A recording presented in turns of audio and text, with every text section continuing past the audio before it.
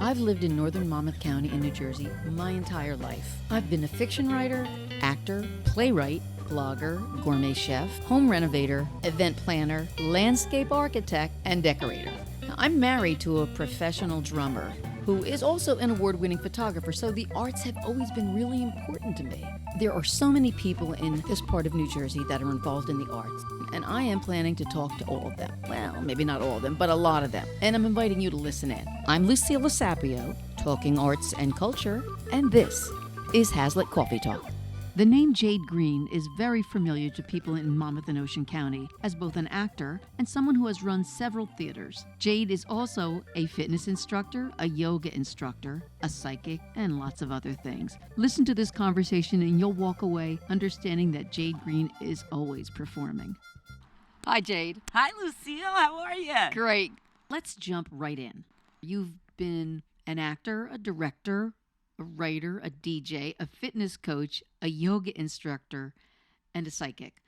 So tell me, of all of those roles, which do you enjoy the most? I'd have to say actor. That's what I started out as, and that's the one that's, been the through line for me. And all the other things kind of grew out of that.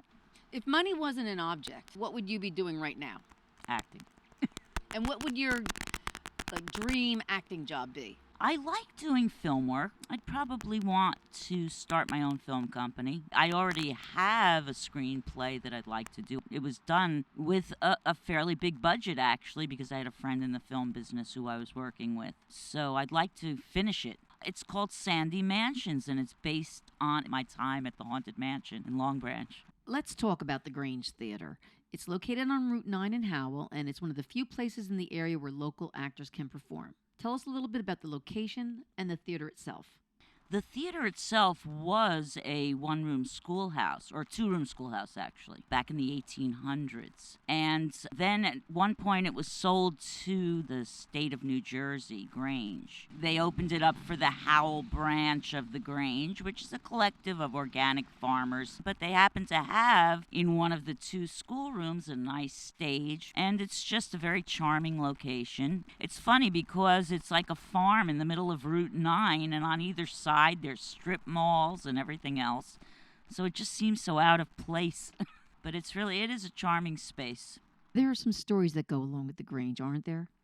Yes. One day we had the New Jersey Paranormal Society in, and they told us that there was indeed a little girl ghost named Rachel in the theater. Most theaters, they say, are haunted, but this place was haunted before we got there. Yeah. Now, I appeared in one of your shows at the Grange Theater, which featured witches and the supernatural. And you seem to have quite an interest in the occult as well. What is it that drove your interest in the occult or psychic phenomena? When I worked at the Haunted Mansion, one of my friends was a high priestess in a Wiccan coven, and she looked at me one day and she said, "You have the gift." I'm like, "I do?" I didn't know what she was talking about. She said, "No, you should do something like read palms or cards or something." And I kind of took her up on that, and I bought my first deck of tarot cards. And I discovered that 9 times out of 10, people look at me ashen-faced when I read their cards because I'm hitting it on the head. When you started the Grange Theater, what is it that gave you the motivation to open up a playhouse? It wasn't my first time at the rodeo. My first theater was actually in West Long Branch. You might not know about that one. That was Thalia's Theater. It was a building in receivership when we rented it, and the property manager said to me, "Don't worry about it. If somebody buys the building, they'll be thrilled that they have a tenant." Well, guess what? They weren't thrilled. And as soon as our lease was up, so were we. So I went over to Seaview Square, and that was the Jewel Box Theater. And after that, I was traveling with the Murder Mystery Company. And which murder mystery company? The Hitman Murder Mysteries. Which is my company. Your company yes. as well. After that, we opened up Cafe Theater on Fisher Boulevard in Toms River. Now, recently at the Grange Theater, you produced my play, Sex and Garbage. Yes, it was wonderful. Thank you. Sometimes you write something and you think it's good, and then you watch it and you're like, it's cringeworthy, but I didn't feel that way. I liked it. I liked the way it came out, and I hope you did too.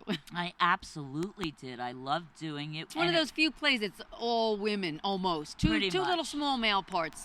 The characters were so strongly written. That's why I was drawn to it. Yeah, and they all did a really good job at it. I was really happy. I so lucked out on my casting. Mm-hmm. How many plays do you get submitted each year? Maybe 20 or 30 plays submitted a year, and then we have to pare it down to the final 6. What kind of genres are represented?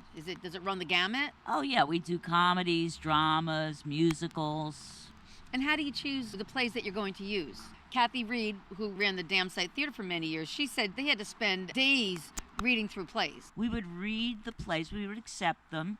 We'd have a staged reading for most of them. And then we'd kind of let people give us feedback, and we'd take it into account and try and give our audiences a variety. And once a year also, we had our collection of one-acts, which was a challenge that we threw out to the playwrights. This is our theme for the year. Write us a one-act. And then we'd put them together as a collection. It seems like virtually all of the shows that you do are originals.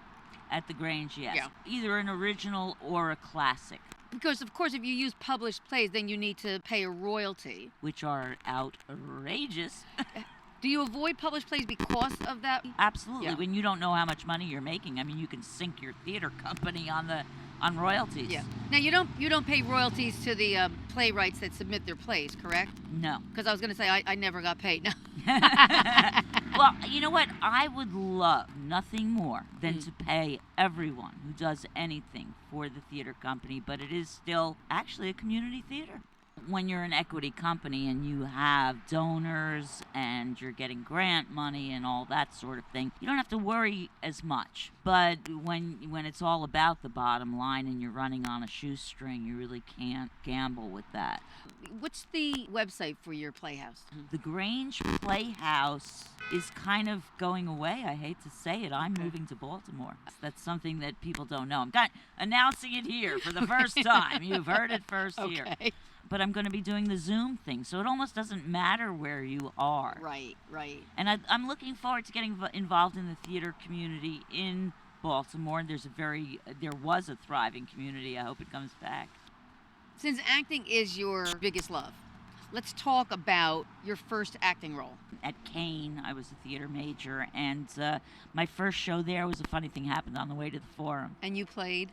Vibrata, one of the courtesans. And interestingly enough, I learned how to belly dance for that role, and I've been doing it ever since. I teach it now. What did you think of your performance And when you look back? When I look back, I sucked. I knew nothing. I had done Tally's Folly. There was a dinner theater in Matawan for like a split second. But it was really very intense play. Judith Brown directed it. And years later, they did the same play at the George Street Playhouse. I was able to get some free tickets to it. And the two of us sat in the audience and squirmed the entire night because we're like, oh my God, that's the way it's supposed to be. What roles have you played since then that you regretted playing? Wow, that's a tough question. I don't think there's a single role I've played that I regret because there was always something to be learned. Okay, well, what about this? What was the role that you played you thought like, oh my God, that was terrible. I wish I hadn't done that role at the time. I guess my first. I couldn't sing back then. I was just terrible. My dancing was okay, and that was basically what I was there for. Yeah, I know. I've seen the play. I have always wanted to do Same Time Next Year with Dennis Lynch. That would be a dream. Of course, that's a classic Neil Simon with only 2 characters. Unfortunately, Dennis is no longer with us, so that obviously will never happen. Are there roles that you've always wanted to play but never got the opportunity? Yes. The one that really kind of sticks in my craw was Who's Afraid of Virginia Woolf. And I was in rehearsal for it up to dress rehearsal, and then it was canceled. So other than the role that you were supposed to play, are there any other roles that you'd really just love to play? I've always wanted to do some Noel Coward. What fun would that be? I've done some Oscar Wilde. I'd love to do some more of that. Shaw. I would love to do more Shaw. I played Mrs. Warren in Mrs. Warren's Profession, which was a great experience, but I'd love to do some more of that. I love classics. I'm a classic girl. Have you done community theater? Yeah, absolutely. And, community theater, a lot of people kind of look down on that, but you'd be surprised at the caliber of community theater at times. Yes. The hard thing about doing community theater is once you've done professional or semi-professional, you're used to doing things quickly. You have 3-4 weeks of rehearsals at best. You don't rehearse for 3 months like you do in community theater, because community theater is a social construct as well as a theater. It used to be that, a day or two after your play opened, the critics would print a review. We had the Asbury Park Press, the Red Bank Register, whatever. There are no reviewers anymore. So any reviews that you're going to get, probably just word of mouth. But reviewers back then could be brutal. Nonetheless, let's talk about reviews that you've gotten in the past. What's the worst one you've ever gotten? Oh my God, I got a scathing review from Bob Dorian from Two River Times.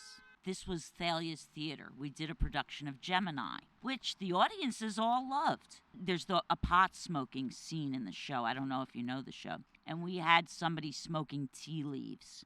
And it was early in the show. And during the pot smoking scene, so he got up and he left early in the show. He never even saw most of it. And then he gave this scathing review talking about the entire thing as if he had seen it. And I knew this because I wasn't in the show. I had just directed it.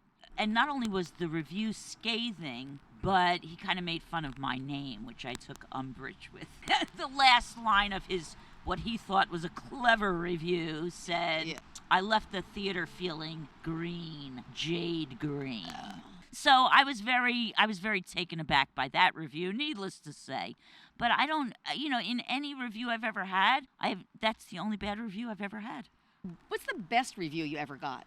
I did a show out on Sandy Hook, Cat on a Hot Tin Roof. Great Got show. a great review. Have you ever considered a career outside of acting? Yeah, and I've made steps toward that. I've even had other careers besides acting, but nothing that, I've ever been happy in. I do have my 2 other careers, and I love both of those. Fitness, I'm very passionate about. I have certifications in yoga, Pilates, Tai Chi, Qigong, Aqua. I can do pretty much anything. I can teach pretty much anything in fitness, but I like the holistic forms best. It goes so hand in hand with the acting thing.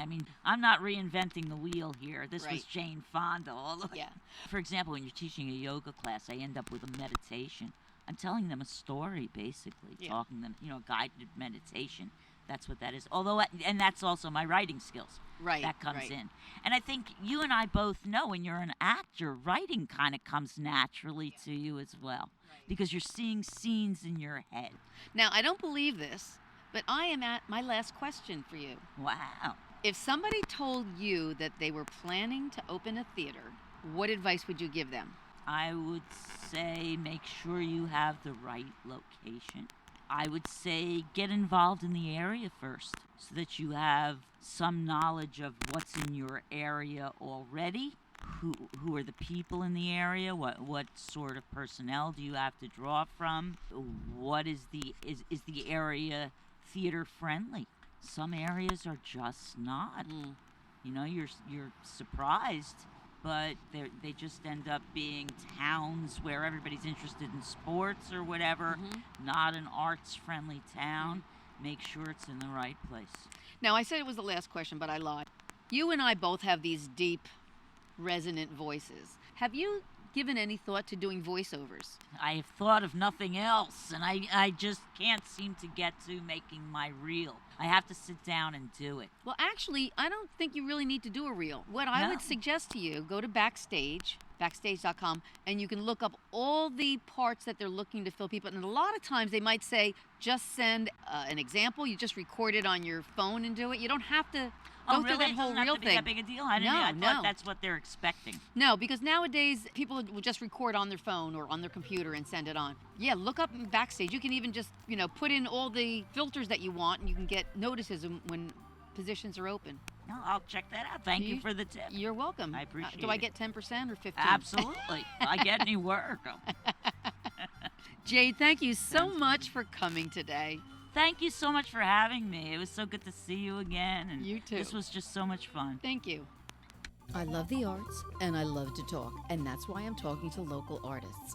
And if you like listening, then subscribe to my podcast. You can do it on this page, on iTunes, or anywhere you get podcasts. I'm Lucilla Sapio, and this is Hazlitt Coffee Talk.